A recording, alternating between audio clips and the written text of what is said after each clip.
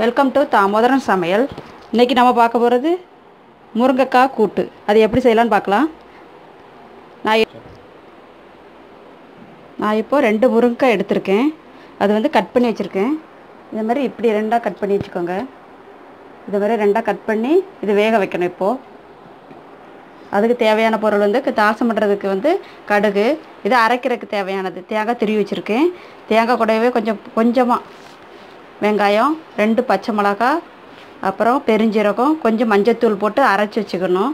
சரி, இப்போது நம்ம முருங்கைக்காய் எப்படி வேக வைக்கலான்னு பார்க்கலாம். இப்போ முருங்கைக்காய் எடுத்திருக்கேன். அது கூட கொஞ்சம் கல் உப்பு சேர்த்து வேக வச்சுக்கலாம். சரி, இப்போது அதுக்கு தேவையான தேங்காவை அரைச்சி வச்சுக்கலாம் மிக்சியில் போட்டு. இப்போ தேங்காய் அரைச்சிட்டு வந்தாச்சு. இதேமாரி குறப்பாக அரைச்சி எடுத்துக்கணும். ரொம்ப மையாக அரைக்காதீங்க. குறப்பாக அரைச்சி எடுத்துக்கிட்டு அதுக்கப்புறம் தாளிசம் பண்ணும்போது அதையும் உள்ளே போட்டு நல்லா வணக்கி எடுக்கணும். தேங்காய் அரைக்கும் போது கொஞ்சம் மஞ்சத்தூளும் சேர்த்து அரைச்சிக்கோங்க.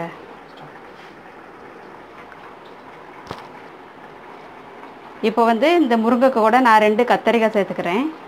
அது வந்து டேஸ்ட் அதிகமாக இருக்கும். 3/4 பாகம் வெந்ததுக்கப்புறம் இதேமாரி 3/4 பாகம் வெந்ததுக்கப்புறம் அந்த கத்திரிக்காவை இது கூட ஆட் பண்ணிக்கலாம். இதே மாதிரி நீட்டமாக கட் பண்ணி வச்சுக்கோங்க. முருங்கைக்காய் மாதிரியே நீட்டமாக இருக்கும். இதை இப்போ முருங்கைக்காய் கூட ஆட் பண்ணிக்கலாம்.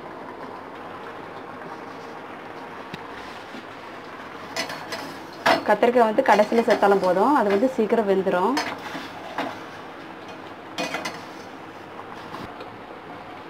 இப்போ அது வந்துட்டுருக்கிட்டு அதுக்குள்ளே இதில் ரெடி பண்ணிடலாம் தேங்காவை. இப்போ தாளிசம் பண்ணுறதுக்கான ஆயில் ஊற்றிக்கிறேன். இப்போ ஆயில் சூடாகட்டும். இப்போ எண்ணெய் சூடாயிருச்சு. கடுகு போட்டுக்கலாம்.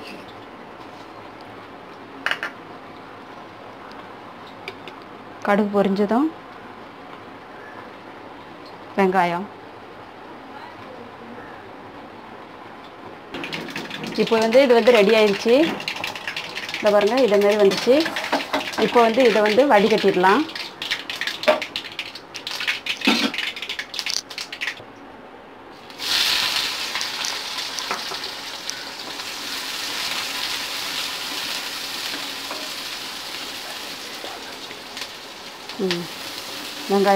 வெங்காயம் வதக்கட்டும்.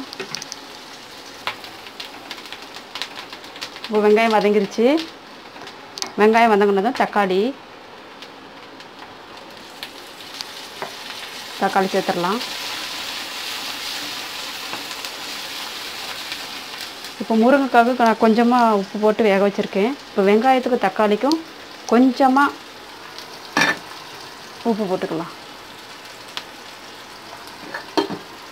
வெங்காயம், தக்காளி, தேங்காய்லாம் போடுறோம்ல, அதுக்கு பதிலாக கொஞ்சமாக உப்பும் சேர்த்துக்கலாம். இப்போ வந்து தேங்காவை இதில் சேர்த்துக்கலாம். நல்லா பச்சை வாசம் போடுறது வரைக்கும் இதை நல்லா வதக்கிக்கோங்க. பச்சை ஸ்மெல்லே இல்லாமல் நல்லா வாசம் வரும். அப்போ வந்து இந்த முருங்கைக்காவை அதில் சேர்த்துக்கலாம்.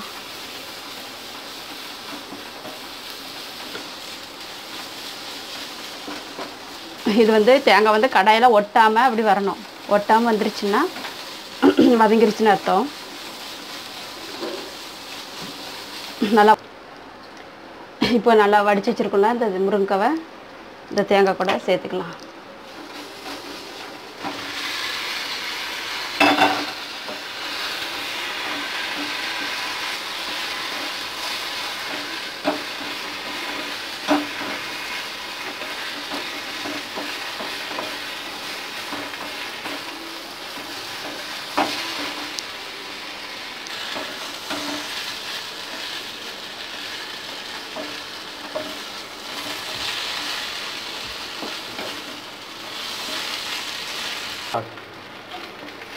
நல்லா காயில் போடுற மாதிரி நல்லா கலரி விட்டுக்கோங்க.